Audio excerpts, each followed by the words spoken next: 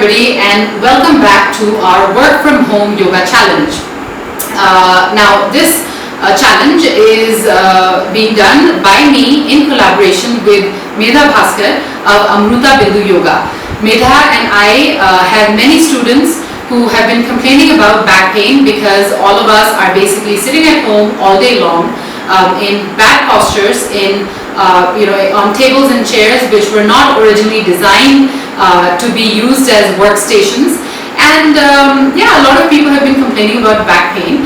And so this entire month, we're working on sort of reversing the back pain that everybody is susceptible to and everybody is experiencing these days.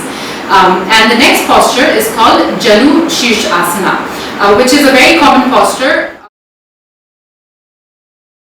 Most of you who attend yoga classes, and maybe even those of you who go to the gym and who do other forms of workouts, have already done this posture. Janu Sirsasana also translates to head to knee touch.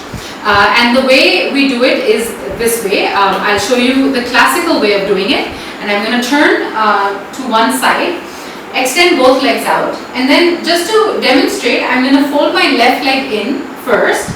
And then left leg is, the right leg is in, left leg is extended forward. I'm going to inhale, extend the arms up, and then as I exhale, I'm going to take my hands forward and then bring the forehead as close to the shins as I can. And to come up, I look up, extend the arms up, and then come back down. So now there are many different ways of doing this posture. Not everybody can really extend as much as I did. And all of us tend to think that this posture is more about extending the hamstrings and the back of the leg, which it is, but that is not the only function of the Janu Sirsasana. It is an amazing posture which can be done to relax the mind. It can be done to relax the body, and it is also done to extend the back and get rid of any kind of inconsistencies on the spine, like so for instance a hunchback or any other deviations on the vertebrae. All of it can actually be reversed and even cured and fixed just by practicing the Janu Sirsasana properly. So I'm going to show you how to do the Janu Sirsasana today using just a few props. Again, you will have these around the house. I'm going to use a belt, you can use a scarf, I'm going to use a block, and I'm using a soft block versus the hard blocks that I sometimes use. And the reason I'm going to use a soft block is because I want my foot to rest on this.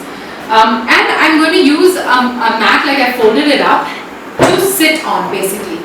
And so if you can use a mat, you can also use a small pillow if you have like a, not like a very hard and very thick pillow, but a small pillow that will just give your hips a little bit of elevation.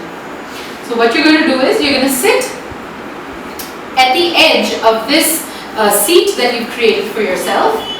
And once again, I'm going to show with my left leg. So you're going to extend the legs forward. And I'm going to bend the right leg in. And then I'm going to extend the left leg so that it's on top of the block or any kind of elevation that you choose. Now, make sure that the leg which is bent, that heel should be close to the groin. So it must be touching the groin. The foot should be on the side of the opposite thigh. What I've seen most of the time is that people tend to push this foot under the opposite thigh, and that is the wrong way of doing it. You want to make sure that the foot is resting on the side of the opposite thigh. Heel is close to the groin. This leg is stretched out. And then what happens most of the time is that in order to reach the toes, and most people can touch the toes, in order to reach the toes you will curve the spine. But we want you to lengthen the spine, keep the spine long. Only then will you feel a stretch on the hamstrings, and only then will you correct the curvature of the spine. Otherwise, if you keep doing this, you keep emphasizing that unhealthy curve of the spine, and that is what leads to backache. So if you want to fix that, what you need to do is you need to lengthen the spine as though somebody is physically